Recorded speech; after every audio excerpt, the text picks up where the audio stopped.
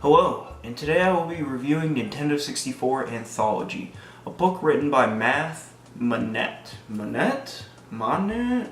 Sorry, Mr. Manette, your name's a little hard for me to pronounce. This book was released back in October of 2016 after a successful round of Kickstarter. However, does it live up to people's expectations? What with it being a self-started Kickstarter book? Does it feel cheap and flimsy? Is it well informative? Watch this review to find out. Opening the book up, and naturally you will find the table of contents as well as a foreword from Glenn Plant, a known N64 enthusiast who runs a YouTube channel dedicated to discussing and reviewing all things related to the Nintendo 64. There's also a foreword from the book's writer, Math Manette. The book then goes into the history and beginnings of the Nintendo 64, starting with its inception in 1995 and its days as the Nintendo Ultra 64 into its stay in the marketplace from 1996 to 2002. All in all, this is a very great and well put together history section. It tells you about all the struggles and all of the interesting changes in the video game marketplace of the time. At the end of this history of Nintendo 64, it goes into a look at some of the ports and remakes of Nintendo 64 games to other video game systems. This is another great pull. By now you'll notice the quality of the book, and everything feels exceptionally well.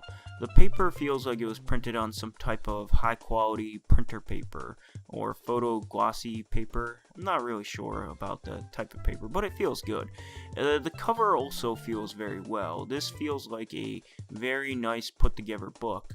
One big fear of Kickstarted books is that the paper and the binding itself will feel very cheap and flimsy, but I honestly felt like everything was well put together and well assembled here.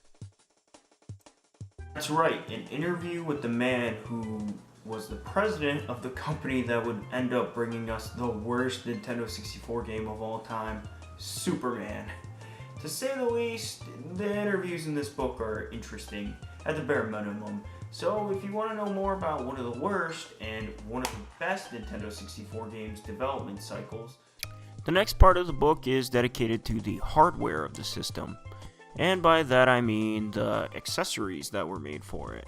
The book starts by talking about the Nintendo 64 controllers, and as a man who's never cared for the N64 controller, this part did nothing for me. But at least at page 93, they talk about the HoriPad Mini, a controller I reviewed on this show, and is the best Nintendo 64 controller of all. After all of this talk about accessories and whatnot, we finally move on to the majority of the book. And by that I mean the reviews of all the games released for Nintendo 64. And I mean every game is covered. From stuff like Legend of Zelda Ocarina of Time to more obscure games like Airborder 64 and Desemon 3D, every game is talked about and screenshots and cover art are shown for each game. Another great addition I might add is that every game is rated from 1 to 5 stars and every game is given a rarity rating as well on top of that. One thing that really actually interested me about the review section is that a majority of these games have their sales figures attached to them, which, if you know anything about sales charting of games, retro games, is that sales figures for a lot of these games had to be incredibly hard to find, I might add. Following the review section, it goes into the history of canceled Nintendo 64 games, which is actually my favorite part of the book, if I'm being honest. There's always just been something about games that are canceled that really fascinate and interest me, and they talk about all the ones that are known, or to public knowledge at least, that were canceled, and they also state the reasonings behind their cancellations if it's known. So to say the least, this section is great, and following this section is of course the in-depth. Following the review section, it goes into the history of canceled Nintendo 64 games, which is actually my favorite part of the book, if I'm being honest. There's always just been something about games that are canceled that really fascinate and interest me, and they talk about all the ones that are known, or to public knowledge at least, that were canceled, and they also state the reasonings behind their cancellations if it's known.